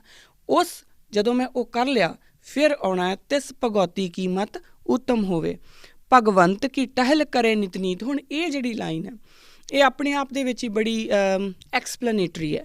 ਭਗਵੰਤ ਕੀ ਟਹਿਲ ਕਰੇ ਨਿਤ ਨੀਤ ਮਤਲਬ ਜੋ ਭਗਵੰਤ ਉਸ ਪਰਮਾਤਮਾ ਦੀ ਸਰਵਿਸ ਦੇ ਵਿੱਚ ਲੱਗਾ ਰਹਿੰਦਾ ਹਮੇਸ਼ਾ। ਹੁਣ ਇੱਥੇ ਸਮਝ ਲਈਏ ਕਿ ਜਿਹੜਾ ਸਾਡਾ ਸਰੀਰ ਹੈ, ਪੰਜ ਭੌਤਿਕ ਸਰੀਰ ਹੈ, ਇਹਨੇ ਤਾਂ ਸਾਰੇ ਦਿਨ ਦੇ ਵਿੱਚ ਕਈ ਤਰ੍ਹਾਂ ਦੇ ਕੰਮ ਕਰਨੇ ਆ। ਇਹਨੇ ਆਪਣਾ ਹੋਰ ਕੋਈ ਆਪਣੇ ਰੋਜ਼ਮਰਾ ਦੀਆਂ ਡਿਊਟੀਜ਼ ਕਰਨੀਆਂ ਆ, ਆਪਣੇ ਘਰ ਦਾ ਕੰਮ ਵੀ ਕਰਨਾ ਆ, ਤਾਂ ਫਿਰ ਇਹ ਹਮੇਸ਼ਾ ਭਗਵੰਤ ਦੀ ਸੇਵਾ 'ਚ ਕਿੱਦਾਂ ਲੱਗਾ ਰਹਿ ਸਕਦਾ? ਤੁਸੀਂ ਕਿੱਦਾਂ ਕਹਿ ਸਕਦੇ ਆ ਕਿ ਮੈਂ ਸਾਰਾ ਦਿਨ ਇੱਕੋ ਜਗ੍ਹਾ 'ਤੇ ਬੈਠਾ ਰਹਾਂ ਔਰ ਮੈਂ ਭਗਵੰਤ ਦੀ ਸੇਵਾ ਕਰੀ ਜਾਵਾਂ? ਇਹ ਤਾਂ ਹੋ ਨਹੀਂ ਸਕਦਾ ਨਾ। ਪਰ ਭਗਵੰਤ ਦੀ ਸੇਵਾ ਤੁਹਾਨੂੰ ਜਿਹੜਾ ਹੈ ਉਹ 24 ਘੰਟੇ ਕਿਵੇਂ ਕਰਨੀ ਆ? ਤੁਹਾਡੀ ਮੱਤ ਨੇ ਕਰਨੀ ਆ। ਤਾਂ ਹੀ ਮੈਂ ਬਾਰ-ਬਾਰ ਕਹਿ ਰਹੀ ਹਾਂ ਕਿ ਜਿਹੜੀ ਭਗਉਤੀ ਹੈ ਉਹ ਮੱਤ ਨੂੰ ਰੈਫਰ ਕੀਤਾ ਗਿਆ, ਉਹ ਸਰੀਰ ਨੂੰ ਰੈਫਰ ਨਹੀਂ ਕੀਤਾ ਗਿਆ। ਭਗਵੰਤ ਕੀ ਟਹਿਲ ਕਰੇ ਨਿਤ ਨੀਤ, ਕਿ ਤੁਸੀਂ ਕਿਸੇ ਵੀ ਕੰਮ ਦੇ ਵਿੱਚ ਹੋ, ਬੇਸ਼ੱਕ ਤੁਸੀਂ ਆਪਣਾ ਕੋਈ ਰੋਟੀ ਬਣਾ ਰਹੇ ਹੋ ਜਾਂ ਕੋਈ ਵੀ ਕੰਮ ਕਰ ਰਹੇ ਹੋ ਜਾਂ ਆਪਣਾ ਰੋਜ਼ਮਰਾ ਦਾ ਤੁਸੀਂ ਕਿਤੇ ਜਾ ਆ ਵੀ ਰਹੇ ਹੋ, ਸਟਿਲ ਜਿਹੜੀ ਤੁਹਾਡੀ ਮੱਤ ਹੈ, ਜਿਹੜੀ ਤੁਹਾਡੀ ਭਗਉਤੀ, ਜੋ ਤੁਹਾਡੀ ਗੁਰਮੱਤ ਹੈ, ਉਹ ਆਪਣੇ ਭਗਵੰਤ ਦੀ ਸੇਵਾ ਦੇ ਵਿੱਚ ਲੀਨ ਰਹੇ। ਉਹ ਕਿਵੇਂ ਸੇਵਾ ਦੇ ਵਿੱਚ ਲੀਨ ਰਹੇ ਕਿ ਉਸ ਦਾ ਚੇਤਾ ਤੁਹਾਡੇ ਜਿਹੜੀ ਕੌਨਸ਼ੀਅਸ ਹੈ 24 ਘੰਟੇ ਉਹ ਤੁਹਾਡੀ ਕੌਨਸ਼ੀਅਸ ਦੇ ਨਾਲ ਚੱਲਦਾ ਰਹੇ। ਔਰ ਇਹ ਹੋਊਗਾ ਕਿ ਜਦੋਂ ਤੁਸੀਂ ਆਪਾਂ ਸਾਰੇ ਜਦੋਂ ਅਸੀਂ ਭਗਵੰਤ ਜਾਂ ਪਰਮਾਤਮਾ ਜਾਂ ਉਸ ਇੱਕ ਅਕਾਲ ਪੁਰਖ ਨੂੰ ਆਪਣੇ ਨਾਲ ਲੈ ਕੇ 24 ਘੰਟੇ ਮੇਰੇ ਮਨ ਦੇ ਵਿੱਚ ਖਿਆਲ ਰਹੂਗਾ ਕਿ ਉਹ ਹੈ, ਤਾਂ ਮੇਰੇ ਹੱਥੋਂ ਕਦੀ ਵੀ ਕੋਈ ਗਲਤ ਕੰਮ ਹੋ ਹੀ ਨਹੀਂ ਸਕਦਾ। ਨਾ ਉਦੋਂ ਮੇਰੇ 'ਚ ਹੰਕਾਰ ਆਊਗਾ, ਨਾ ਇਹ ਲੱਗੂਗਾ ਕਿ ਮੈਂ ਕੀਤਾ, ਕਿਉਂਕਿ ਮੈਨੂੰ ਤਾਂ ਪਤਾ ਕਿ ਮੈਂ ਤਾਂ ਸਿਰਫ ਜਿਹੜੀ ਆ ਸਰੀਰ ਆ, ਜੋ ਆਪਾਂ ਪਿਛਲੀ ਐਪੀਸੋਡ ਦੇ ਵਿੱਚ ਇਹ ਗੱਲ ਕਰ ਚੁੱਕੇ ਕਿ ਇਹ ਜਿਹੜਾ ਸਰੀਰ ਹੈ ਇਹ ਕਰਮ ਭੂਮੀ ਆ। ਤੁਸੀਂ ਇਸ ਦੇ ਉੱਤੇ ਕੀ ਬੀਜ ਰਹੇ ਹੋ, ਕੀ ਕਰਮ ਕਰ ਰਹੇ ਹੋ, ਉਹੀ ਫਲ ਬਣਨਾ ਔਰ ਉਹੀ ਆਪਾਂ ਨੂੰ ਕੱਟਣਾ ਪੈਣਾ। ਹੁਣ ਇਹਦੇ ਵਿੱਚ ਅਗਰ ਅਸੀਂ ਪਾਪ ਜਾਂ ਦਵੈਸ਼ ਜਾਂ ਵੈਰ ਜਾਂ ਇੱਕ ਦੂਜੇ ਨੂੰ ਉੱਚਾ ਨੀਚਾ ਜੇ ਇਹੋ ਜਿਹੀਆਂ ਚੀਜ਼ਾਂ ਬੀਜਾਂਗੇ ਤਾਂ ਇਹਨਾਂ ਨੇ ਵਧਣਾ ਫੁੱਲਣਾ ਔਰ ਉਹ ਤੁਹਾਡੀ ਮੱਤ ਦੇ ਉੱਤੇ ਅਸਰ ਕਰਨਗੀਆਂ। ਇਸ ਕਰਕੇ ਜਦੋਂ ਆਪਾਂ ਇਹ ਗੱਲ ਕਰਦੇ ਹਾਂ ਕਿ ਭਗਵੰਤ ਕੀ ਟਹਿਲ ਕਰੇ ਨਿਤ ਨੀਤ, ਉਹਦਾ ਮਤਲਬ ਸਾਫ਼ ਇਹ ਆਪ ਇੰਡੀਕੇਟਰੀ ਹੈ ਕਿ ਜਿਹੜੀ ਤੁਹਾਡੀ ਮੱਤ ਹੈ ਉਹ 24 ਘੰਟੇ ਨਿਤ ਨੀਤ ਉਹ ਉਸ ਭਗਵੰਤ ਦੀ ਸੇਵਾ ਦੇ ਵਿੱਚ ਲੱਗੀ ਰਹਿਣੀ ਚਾਹੀਦੀ ਆ। ਉਹ ਭਗਵੰਤ ਤੁਹਾਡੀ ਕੌਨਸ਼ੀਅਸ ਦੇ ਨਾਲ ਹਮੇਸ਼ਾ ਚੱਲਦਾ ਰਹਿਣਾ ਚਾਹੀਦਾ। ਇਸ ਕਰਕੇ ਮੈਂ ਬਾਰ-ਬਾਰ ਫਿਰ ਇਹੀ ਗੱਲ ਕਰੂੰਗੀ ਕਿ ਜਿਹੜੀ ਭਗਉਤੀ ਹੈ ਉਹ ਮੱਤ ਦੀ ਗੱਲ ਆ, ਉਹ ਸਰੀਰ ਦੀ ਗੱਲ ਨਹੀਂ, ਉਹ ਦੁਰਗਾ ਦੀ ਗੱਲ ਨਹੀਂ, ਉਸ ਖੰਡੇ ਦੀ ਗੱਲ ਨਹੀਂ, ਉਹ ਤੁਹਾਡੀ ਮੱਤ ਦੀ ਗੱਲ ਹੈ। ਮਨ ਤਨ ਅਰਪੇ ਬਿਸਨ ਪ੍ਰੀਤ, ਹਰ ਕੇ ਚਰਨ ਹਿਰਦੇ ਬਸਾਵੇ, ਨਾਨਕ ਐਸਾ ਭਗਉਤੀ ਭਗਵੰਤ ਕੋ ਪਾਵੇ। ਹੁਣ ਆਪਾਂ ਗੱਲ ਕਿੱਥੋਂ ਸ਼ੁਰੂ ਕੀਤੀ ਸੀਗੀ? ਸੋ ਭਗਉਤੀ ਜੋ ਭਗਵੰਤੇ ਜਾਣੇ, ਇੱਥੋਂ ਆਪਾਂ ਗੱਲ ਸ਼ੁਰੂ ਕੀਤੀ ਸੀਗੀ। ਤੇ ਇੱਥੇ ਗੁਰੂ ਪਾਤਸ਼ਾਹ ਨੇ ਕਹਿ ਦਿੱਤਾ ਕਿ ਨਾਨਕ ਐਸਾ ਭਗਉਤੀ ਭਗਵੰਤ ਕੋ ਪਾਵੇ, ਜਿਹਦਾ ਦਿਲ ਜਿਹੜਾ ਹੈ ਉਹ ਹਮੇਸ਼ਾ ਉਸ ਪਰਮਾਤਮਾ ਦੇ ਚਰਨਾਂ ਦੇ ਵਿੱਚ ਲੱਗਾ ਰਹੇ। ਉਹ ਭਗਉਤੀ, ਉਹ ਮੱਤ ਜਿਹੜੀ ਹੈ ਉਹ ਹਮੇਸ਼ਾ, ਕਿਉਂਕਿ ਤੁਸੀਂ ਫਿਰ ਇੱਥੇ ਵੀ ਦੁਬਾਰਾ ਉਹੀ ਗੱਲ ਆ ਜਾਂਦੀ ਹੈ, ਹਰ ਕੇ ਚਰਨ ਹਿਰਦੇ ਬਸਾਵੇ। ਹੁਣ ਤੁਸੀਂ ਹਿਰਦੇ ਆਪਣੇ ਦਿਲ ਦੇ ਵਿੱਚ ਉਹਦੇ ਚਰਨ ਬਸਾਏ ਆ ਔਰ 1 ਮਿੰਟ ਲਈ ਵੀ ਤੁਸੀਂ ਉਹਦੇ ਚਰਨਾਂ ਤੋਂ ਉਰਾ ਪਰਾਂ ਨਹੀਂ ਹੋਣਾ। ਤੁਸੀਂ ਇਸ ਕੌਨਸ਼ੀਅਸਨੈਸ ਤੋਂ ਉਹ ਉਰਾ ਪਰਾਂ ਨਹੀਂ ਹੋਣਾ ਆਪਾਂ ਕਿ ਇਹ ਤਾਂ ਬਸ ਹੁਣ ਮੈਂ ਆਪਣਾ ਕੁਛ ਹੋਰ ਕੰਮ ਕਰ ਲਾਂ, ਕਿਉਂਕਿ ਜਿਹੜੀ ਬੋਡੀ ਹੈ ਉਹ ਇੱਕ ਟਾਈਮ ਦੇ ਉੱਤੇ ਇੱਕ ਕੰਮ ਕਰ ਸਕਦੀ ਹੈ। ਕੋਈ ਲੋਕ ਬਹੁਤ ਮਲਟੀਟਾਸਕਿੰਗ ਕਰਦੇ ਹੋ, ਇੱਕ ਟਾਈਮ ਦੇ ਉੱਤੇ 2 ਕੰਮ ਕਰ ਲੈਣਗੇ, but not more than that. ਇਸ ਤੋਂ ਵੱਧ ਆਪਾਂ ਕਰ ਨਹੀਂ ਸਕਦੇ। ਮੱਤ ਜਿਹੜੀ ਹੈ ਉਹ ਹਮੇਸ਼ਾ ਕਈ ਕੰਮ ਕਰ ਸਕਦੀ ਹੈ। ਤੁਸੀਂ ਤੁਹਾਡੇ ਹੱਥਾਂ ਦੇ ਨਾਲ ਜਿਹੜੇ ਫਿਜ਼ੀਕਲ ਵਰਕ ਆ ਤੁਸੀਂ ਕਰ ਰਹੇ ਆ, ਪਰ ਤੁਹਾਡੀ ਮੱਤ, ਤੁਹਾਡੀ ਕੌਨਸ਼ੀਅਸਨੈਸ ਦੇ ਵਿੱਚ ਹਮੇਸ਼ਾ ਜਿਹੜਾ ਭਗਵੰਤ ਹੈ ਉਹ ਨਾਲ ਚੱਲ ਰਿਹਾ ਹੈ। ਉਦੋਂ ਉਹ ਜਿਹੜਾ ਭਗਉਤੀ ਹੈ, ਨਾਨਕ ਐਸਾ ਭਗਉਤੀ ਭਗਵੰਤ ਕੋ ਪਾਵੇ, ਉਹ ਭਗਉਤੀ ਭਗਵੰਤ ਨੂੰ ਪਾ ਜਾਂਦਾ। ਹੁਣ ਗੁਰਬਾਣੀ ਜਿਹੜੀ ਹੈ ਉਹ ਸਾਨੂੰ ਇੱਕ ਰਾਸਤਾ ਦਿੰਦੀ ਆ, ਅ ਵੇ ਟੂ ਗੇਨ ਦੈਟ ਗੁਰਮਤ। ਉਸ ਗੁਰਮਤ ਨੂੰ ਲੈਣ ਦਾ, ਉਸ ਗੁਰਮਤ ਨੂੰ ਅਰਨ ਕਰਨ ਦਾ ਸਾਨੂੰ ਇੱਕ ਰਾਸਤਾ ਦਿੰਦੀ ਹੈ। ਨਾਨਕ ਗੁਰਬਾਣੀ ਹਰ ਪਾਇਆ, ਹਰ ਜਪ ਜਾਪ ਸਮਾਹਾ ਹੈ। ਨਾਨਕ ਗੁਰਬਾਣੀ ਹਰ ਪਾਇਆ, ਹਰ ਜਪ ਜਾਪ ਸਮਾਹਾ ਹੈ। ਨਾਨਕ ਗੁਰਬਾਣੀ ਦੇ ਥਰੂ ਹੀ ਉਸ ਪਰਮਾਤਮਾ ਨੂੰ ਪਾਇਆ ਜਾ ਸਕਦਾ। ਹੁਣ ਇੱਥੇ ਜਦੋਂ ਆਪਾਂ ਕਹਿੰਦੇ ਸੀਗੇ, ਸ਼ੁਰੂ ਕੀਤਾ ਸੀ ਸੋ ਭਗਉਤੀ ਜੋ ਭਗਵੰਤੇ ਜਾਣੇ, ਤਾਂ ਉੱਥੇ ਗੱਲ ਆ ਜਾਂਦੀ ਆ ਕਿ ਹੁਣ ਗੁਰਬਾਣੀ ਸਾਡੀ ਮਦਦ ਕਿਵੇਂ ਕਰ ਰਹੀ, ਕਿਉਂਕਿ ਗੁਰਬਾਣੀ ਗੁਰਮਤ ਹੈ। ਅਤੇ ਜਦੋਂ ਗੁਰੂ ਪਾਤਸ਼ਾਹ ਕਹਿੰਦੇ ਨੇ ਸ਼੍ਰੀ ਭਗਉਤੀ ਜੀ ਸਹਾਏ, ਤਾਂ ਉਹ ਉਸ ਗੁਰਬਾਣੀ ਦੀ ਗੱਲ ਕਰ ਰਹੇ ਜੋ ਸਾਡੇ ਵਰਗਿਆਂ ਨੂੰ ਵੀ ਭਗਉਤੀ ਦੀ ਲੈਵਲ ਤੱਕ ਲੈ ਕੇ ਜਾਣ ਦੀ ਸਮਰੱਥਾ ਰੱਖਦੀ ਹੈ। ਉਹ ਗੁਰਬਾਣੀ ਦੀ ਗੱਲ ਹੋ ਰਹੀ ਹੈ, ਗੁਰਮਤ ਦੀ ਗੱਲ ਹੋ ਰਹੀ ਹੈ। ਖੈਰ, ਆਪਾਂ ਅੱਗੇ ਚੱਲਦੇ ਹਾਂ। ਹੁਣ ਜਿਹੜੀ ਇਹ ਗੁਰਮਤ ਹੈ ਉਹ ਆਵੇ ਕਿੱਦਾਂ? ਇੱਥੋਂ ਤੱਕ ਤਾਂ ਪਤਾ ਲੱਗ ਗਿਆ ਕਿ ਕਿਹੜਾ ਭਗਉਤੀ ਜਿਹੜਾ ਹੈ ਉਹ ਪਰਮਾਤਮਾ ਨੂੰ, ਉਹ ਭਗਵੰਤ ਨੂੰ ਪਾ ਸਕਦਾ। ਇੱਥੋਂ ਤੱਕ ਤਾਂ ਆਪਣੀ ਗੱਲ ਹੋ ਗਈ। ਅਗਲੀ ਗੱਲ ਆਉਂਦੀ ਆ ਕਿ ਹੁਣ ਉਹ ਜਿਹੜਾ ਭਗਉਤੀ ਹੈ, ਉਹ ਗੁਰਮਤ ਹੈ, ਉਹ ਵਿਵੇਕ ਬੁੱਧੀ ਹੈ, ਉਹ ਪਾਈ ਕਿੱਦਾਂ ਜਾਵੇ? ਤਾਂ ਉਹ ਅੱਗੇ ਗੁਰੂ ਪਾਤਸ਼ਾਹ ਫਰਮਾਉਂਦੇ ਨੇ, ਸੋ ਭਗਉਤੀ ਜੋ ਭਗਵੰਤੇ ਜਾਣੇ, ਗੁਰ ਪ੍ਰਸਾਦੀ ਆਪ ਪਛਾਣੇ, ਧਾਵਤ ਰਾਖੇ ਏਕਤ ਕਰ ਆਣੇ, ਜੀਵਤ ਮਰੇ ਹਰ ਨਾਮ ਵਖਾਣੇ, ਐਸਾ ਭਗਉਤੀ ਉਤਮ ਹੋਏ, ਨਾਨਕ ਸੱਚ ਸਮਾਵੇ ਸੋਏ। ਕਹਿੰਦੇ ਨੇ ਕਿ ਸੋ ਭਗਉਤੀ ਜੋ ਭਗਵੰਤੇ ਜਾਣੇ, ਜਿੱਥੋਂ ਆਪਾਂ ਗੱਲ ਸ਼ੁਰੂ ਕੀਤੀ ਸੀ, ਗੁਰ ਪ੍ਰਸਾਦੀ ਆਪ ਪਛਾਣੇ। ਗੁਰੂ ਕਿਰਪਾ ਦੇ ਨਾਲ ਹੀ ਉਸ ਨੂੰ ਉਹ ਆਪਣੇ ਆਪ ਨੂੰ ਪਛਾਣਦਾ ਆ। ਤੁਸੀਂ ਇਹ ਜਿਹੜੀ ਗੁਰਮਤ ਹੈ ਉਹ ਆਪਾਂ ਨੂੰ ਕਿੱਦਾਂ ਮਿਲ ਸਕਦੀ ਹੈ? ਤਾਂ ਇਹ ਆਪਣੀ ਜ਼ੋਰ ਜ਼ਬਰਦਸਤੀ ਨਹੀਂ ਹੋ ਸਕਦੀ। ਜਿਵੇਂ ਆਪਾਂ ਪਿਛਲੇ ਐਪੀਸੋਡਸ ਵਿੱਚ ਵੀ ਗੱਲ ਕੀਤੀ ਸੀ ਕਿ ਗੁਰੂ ਪਾਤਸ਼ਾਹ ਸਾਨੂੰ ਸਾਫ਼ ਦੱਸ ਦਿੰਦੇ ਆ ਕਿ ਤੁਸੀਂ ਕਰਮਕਾਂਡ ਕਰ ਲਓ, ਤੁਸੀਂ ਆਪਣੇ ਸਰੀਰ ਨੂੰ ਕਿਸੇ ਤਰ੍ਹਾਂ ਦੇ ਵੀ ਦੁੱਖ ਤਕਲੀਫ 'ਚੋਂ ਕੱਢ ਲਓ, ਤੁਸੀਂ ਕਿਸੇ ਤਰ੍ਹਾਂ ਦੀ ਪੂਜਾ ਕਰ ਲਓ, ਕੁਛ ਮਰਜ਼ੀ ਕਰ ਲਓ, ਤੁਸੀਂ ਦਾਨ ਦਕਸ਼ਨਾ ਕਰ ਲਓ। ਤੁਸੀਂ ਇਹ ਸੋਚੋ ਕਿ ਮੈਂ ਉੱਥੇ ਆਹ ਕੰਮ ਕਰ ਲਿਆ, ਇੱਥੇ ਦਾਨ ਕਰ ਲਿਆ, ਨਹੀਂ, ਤੁਸੀਂ ਆਪਣੀ ਬੁੱਧੀ ਨਾਲ ਜ਼ੋਰ ਲਾ ਲਓ। ਉਸ ਪਰਮਾਤਮਾ ਦਾ ਅੰਤ ਪਾਇਆ ਜਾ ਨਹੀਂ ਸਕਦਾ, ਉਸ ਨੂੰ ਸਮਝਿਆ ਹੀ ਨਹੀਂ ਜਾ ਸਕਦਾ ਇਹਨਾਂ ਤਿੰਨਾਂ ਚੀਜ਼ਾਂ ਦੇ ਨਾਲ। ਸੋ ਫਿਰ ਕਿੱਦਾਂ ਹੋ ਸਕਦਾ ਆ? ਉਹ ਹੋ ਸਕਦਾ ਗੁਰ ਪ੍ਰਸਾਦੀ। ਉਸ ਗੁਰੂ ਦੀ ਕਿਰਪਾ ਦੇ ਨਾਲ ਹੀ, ਉਸ ਸ਼ਬਦ ਗੁਰੂ ਦੀ ਕਿਰਪਾ ਨਾਲ ਹੀ ਤੁਸੀਂ ਜਾਂ ਮੈਂ ਜਾਂ ਇਹ ਸਾਰੀ ਸ੍ਰਿਸ਼ਟੀ ਆਪਣੇ ਆਪ ਨੂੰ ਪਹਿਚਾਣ ਸਕਦੀ ਆ। ਅਸੀਂ ਜਦੋਂ ਗੁਰ ਪ੍ਰਸਾਦੀ ਆਪ ਪਛਾਣੇ, ਸੋ ਭਗਉਤੀ ਹੋਣ ਤੋਂ ਪਹਿਲਾਂ ਇਹ ਪਤਾ, ਇਹ ਕੌਨਸ਼ੀਅਸਨੈਸ ਵੀ ਤਾਂ ਹੋਣੀ ਚਾਹੀਦੀ ਹੈ ਨਾ ਕਿ ਕਿਤੇ ਨਾ ਕਿਤੇ ਜਿਹੜੀ ਆ ਸਰੀਰ ਆ, ਇਹ ਇਕੱਲਾ ਮੇਰੀ ਆਈਡੈਂਟੀਟੀ ਸਿਰਫ ਇਹ ਸਰੀਰ ਨਹੀਂ, ਇਸ ਤੋਂ ਉੱਪਰ ਕੁਛ ਆ। ਉਹ ਜਿਹੜੀ ਨੌਲੇਜ ਆਫ ਸੈਲਫ ਆ, ਉਹ ਸਿਰਫ ਗੁਰ ਪ੍ਰਸਾਦੀ ਆ ਸਕਦੀ ਆ। ਔਰ ਉਹਨੂੰ ਪਾਇਆ ਕਿੱਦਾਂ ਜਾ ਸਕਦਾ? ਸਿਰਫ ਗੁਰੂ ਪਾਤਸ਼ਾਹ ਦੇ ਚਰਨਾਂ ਦੇ ਵਿੱਚ ਬੇਨਤੀ ਕਰਕੇ ਕਿ ਗੁਰੂ ਮਹਾਰਾਜ ਕਿਰਪਾ ਕਰੋ ਔਰ ਪਤਾ ਲੱਗੇ। ਅਜੇ ਤੱਕ ਆਪਾਂ ਕਰ ਹੀ ਰਹੇ ਹਾਂ, ਸ਼ਾਇਦ ਗੁਰੂ ਮਹਾਰਾਜ ਸਾਡੇ 'ਤੇ ਤਰਸ ਕਰਨ, ਹੈ ਨਾ। ਧਾਵਤ ਰਾਖੇ ਏਕਤ ਘਰਾਣੇ। ਹੁਣ ਇੱਥੇ ਜਿਹੜੀ ਆ ਗੱਲ ਫਿਰ ਉਹ ਵਾਹਿਗੁਰੂ ਵਾਲੇ ਐਪੀਸੋਡਸ ਦੇ ਵੱਲ ਜਾਊਗੀ। ਧਾਵਤ ਰਾਖੇ ਏਕਤ ਘਰਾਣੇ, ਕਿ ਆਪਣੇ ਮਾਈਂਡ ਨੂੰ ਜਿਹੜਾ ਉਹ ਬਾਰ-ਬਾਰ ਤੁਹਾਡਾ ਦਿਮਾਗ ਕਦੀ ਇੱਧਰ ਜਾਂਦਾ ਕਦੀ ਉੱਧਰ ਜਾਂਦਾ, ਉੱਥੋਂ ਵਾਪਸ ਲੈ ਕੇ ਜੋ ਹੈ ਉਹ ਆਪਣੇ ਘਰ ਆ ਜੇ। ਜਦੋਂ ਆਪਾਂ ਵਾਹਿਗੁਰੂ ਵਾਲੇ ਐਪੀਸੋਡਸ ਕਰ ਰਹੇ ਸੀਗੇ ਅਤੇ ਉਦੋਂ ਇਹ ਗੱਲ ਡਿਸਕਸ ਅਸੀਂ ਕੀਤੀ ਸੀ ਕਿ ਜਦੋਂ ਜਿਹੜੇ ਲੋਕ ਕਹਿੰਦੇ ਨੇ ਕਿ ਵਾਹਿਗੁਰੂ ਤੋਤਾ ਰਟਨ ਆ, ਤਾਂ ਬੇਸਿਕਲੀ ਉਹ ਵਾਹਿਗੁਰੂ ਜਿਹੜਾ ਨਾਮ ਸਿਮਰਨ ਹੈ ਨਾ, ਉਹ ਤੁਸੀਂ ਪਰਮਾਤਮਾ ਲਈ ਨਹੀਂ ਕਰ ਰਹੇ। ਉਹਨੂੰ ਨਹੀਂ ਚਾਹੀਦਾ ਤੁਹਾਡਾ ਤੋਤਾ ਰਟਨ ਜਾਂ ਨਾ ਰਟਨ, ਉਹਨੂੰ ਕੋਈ ਮਤਲਬ ਨਹੀਂ ਤੁਸੀਂ ਉਹਦਾ ਨਾਮ ਲਓ ਜਾਂ ਨਾ ਲਓ, ਕਿਉਂਕਿ ਜਿਹੜਾ ਸਾਨੂੰ ਕਹਿੰਦਾ ਕਿ ਤੁਸੀਂ ਈਗੋ ਤੋਂ ਬਾਹਰ ਹੋਵੋ, ਉਹਦੀ ਤਾਂ ਈਗੋ ਹੈ ਹੀ ਨਹੀਂ। ਸੋ ਅਗਰ ਅਸੀਂ ਇਹ ਸੋਚਦੇ ਹਾਂ ਕਿ ਅਸੀਂ ਵਾਹਿਗੁਰੂ ਸਿਮਰਨ ਕਰਦੇ ਹਾਂ ਤਾਂ ਅਸੀਂ ਪਰਮਾਤਮਾ ਨੂੰ ਖੁਸ਼ ਕਰ ਰਹੇ ਹਾਂ, ਤਾਂ ਉੱਥੇ ਸਾਡੀ ਬੇਵਕੂਫੀ ਆ, ਉਹ ਗਲਤੀ ਆ। ਕਿਉਂਕਿ ਪਰਮਾਤਮਾ ਵਾਸਤੇ ਵਾਹਿਗੁਰੂ ਜਿਹੜਾ ਆਪਾਂ ਜਾਪ ਆ ਉਹ ਨਹੀਂ ਕਰਦੇ। ਇਹ ਆਪਾਂ ਗੱਲ ਕਰ ਚੁੱਕੇ ਹਾਂ ਵੈਸੇ ਪਿਛਲੇ ਐਪੀਸੋਡਸ ਦੇ ਵਿੱਚ, ਪਰ ਫਿਰ ਵੀ ਇੱਕ ਵਾਰੀ ਮੈਂ ਬੋਲ ਰਹੀ ਹਾਂ ਕਿ ਜਦੋਂ ਆਪਾਂ ਵਾਹਿਗੁਰੂ ਦਾ ਜਾਪ ਕਰਦੇ ਹਾਂ ਨਾ, ਤਾਂ ਉਹ ਅਸੀਂ ਆਪਣੇ ਮਾਈਂਡ ਨੂੰ ਡਿਸਿਪਲਿਨ ਕਰਦੇ ਹਾਂ। ਮੈਂ ਪਿਛਲੇ ਐਪੀਸੋਡਸ ਵਿੱਚ ਵੀ ਇਹ ਗੱਲ ਕੀਤੀ ਸੀਗੀ, ਦੁਬਾਰਾ ਹੀ ਗੱਲ ਕਰ ਰਹੀ ਹਾਂ ਕਿ ਬੇਸ਼ੱਕ ਇੱਕ ਐਕਸਰਸਾਈਜ਼ ਮੈਂ ਤੁਹਾਨੂੰ ਪਹਿਲਾਂ ਵੀ ਦਿੱਤੀ ਸੀ, ਆਪਾਂ ਦੁਬਾਰਾ ਕਰ ਸਕਦੇ ਹਾਂ। ਬੇਸ਼ੱਕ ਇੱਕ ਜਗ੍ਹਾ ਦੇ ਉੱਤੇ ਬੈਠ ਕੇ ਤੁਸੀਂ ਕੋਈ ਵੀ ਇੱਕ ਵਰਡ ਲੈ ਲਓ, ਕੋਈ ਵੀ ਇੱਕ ਵਰਡ ਜੋ ਵੀ ਤੁਹਾਨੂੰ ਠੀਕ ਲੱਗੇ, ਉਹ ਵਰਡ ਲੈ ਕੇ ਤੁਸੀਂ ਇਹ ਸੋਚੋ ਕਿ 5 ਮਿੰਟ ਮੈਂ ਸਿਰਫ ਅੱਖਾਂ ਬੰਦ ਕਰਕੇ ਇਸੇ ਇੱਕ ਅੱਖਰ ਦੇ ਉੱਤੇ ਆਪਣਾ ਧਿਆਨ ਰੱਖਣਾ। ਮੈਂ ਇਹੀ ਇੱਕ ਅੱਖਰ ਬੋਲਦੇ ਰਹਿਣਾ ਆਪਣੇ ਮਨ 'ਚ, ਮੂੰਹ 'ਚੋਂ ਨਹੀਂ। ਤਾਂ ਤੁਸੀਂ ਦੇਖੋਗੇ ਕਿ ਆਫਟਰ 30 ਸੈਕਿੰਡ ਮੈਂ ਬਹੁਤ ਜ਼ਿਆਦਾ ਕਹਿਤਾ, 15 ਸੈਕਿੰਡ ਤੋਂ ਬਾਅਦ ਹੀ ਬੱਸ ਹੋ ਜਾਂਦੀ ਹੈ, ਬਟ ਸਟਿਲ ਆਫਟਰ 30 ਸੈਕਿੰਡਸ ਤੁਸੀਂ ਇਹ ਪਾਓਗੇ ਕਿ ਜਿਹੜਾ ਦਿਮਾਗ ਹੈ ਨਾ ਉਹ ਕਿਤੇ ਹੋਰ ਚਲਾ ਗਿਆ, ਉਹ ਅੱਖਰ ਕਿਤੇ ਹੋਰ ਰਹਿ ਗਿਆ, ਤੁਹਾਡਾ ਦਿਮਾਗ ਕਿਤੇ ਹੋਰ ਚਲਾ ਗਿਆ। ਔਰ ਫਿਰ you have to knock it down. ਫਿਰ ਤੁਹਾਨੂੰ ਨੌਕ ਕਰਨਾ ਪਊਗਾ ਕਿ ਨਹੀਂ ਵਾਪਸ ਆ, ਤੂੰ ਤਾਂ ਆਹ ਸ਼ਬਦ ਬੋਲਣਾ ਸੀ। 5 ਮਿੰਟਾਂ ਦੀ ਇਸ ਐਕਸਰਸਾਈਜ਼ ਦੇ ਵਿੱਚ ਤੁਸੀਂ ਫਾਈਂਡ ਆਊਟ ਕਰੋਗੇ ਕਿ ਜਿਹੜਾ ਆਪਣਾ ਮਨ ਹੈ ਉਹ ਕਿੰਨੀ ਵਾਰੀ ਬਦਲਦਾ ਆ, ਮਨ ਕਿੰਨੀ ਵਾਰੀ ਕਿਤੇ ਹੋਰ ਜਾਂਦਾ ਆ। ਸੋ ਭਗਉਤੀ ਹੋਣ ਵਾਸਤੇ ਸਭ ਤੋਂ ਪਹਿਲਾਂ ਇੱਕ ਤਾਂ ਗੁਰ ਪ੍ਰਸਾਦੀ, ਕਿਉਂਕਿ ਪਰਮਾਤਮਾ ਦੀ ਕਿਰਪਾ ਤੋਂ ਬਿਨਾਂ ਤਾਂ ਪੋਸੀਬਲ ਹੀ ਨਹੀਂ ਕਿ ਆਪਾਂ ਉਸ ਰਾਸਤੇ 'ਤੇ ਵੀ ਚੱਲ ਸਕੀਏ। ਜਦੋਂ ਪਰਮਾਤਮਾ ਨੇ ਸਾਡੇ ਉੱਤੇ ਕਿਰਪਾ ਕਰ ਦਿੱਤੀ ਕਿ ਤੁਸੀਂ ਇਸ ਰਾਸਤੇ 'ਤੇ ਚੱਲ ਪਏ, ਉਸ ਤੋਂ ਅਗਲੀ ਗੱਲ ਸਾਨੂੰ ਆਪਣੇ ਮਾਈਂਡ ਨੂੰ ਟ੍ਰੇਨ ਕਰਨਾ।